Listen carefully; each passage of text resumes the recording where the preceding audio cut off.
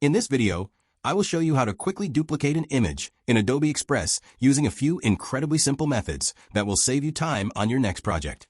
Whether you are creating a complex collage or just need a copy of a graphic for your social media post, mastering the art of cloning elements is essential for a smooth workflow. The first, and perhaps the fastest way to achieve this, is by using a quick keyboard shortcut. Once you have your project open and visible on your screen, simply click on the image you want to copy to select it. You will see a highlight box appear around the edges of the picture once it is active. Now, if you're using a Windows computer, go ahead and press the Control key plus the letter D on your keyboard at the same time. If you happen to be working on a Mac, you will press the Command key plus the letter D instead.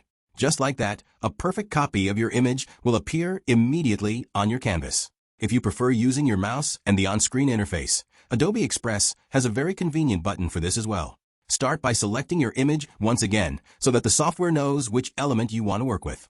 Now look up toward the top header menu where all your main tools are located. You are looking for an icon that looks like two overlapping squares. This is the duplicate icon. Simply click that button once,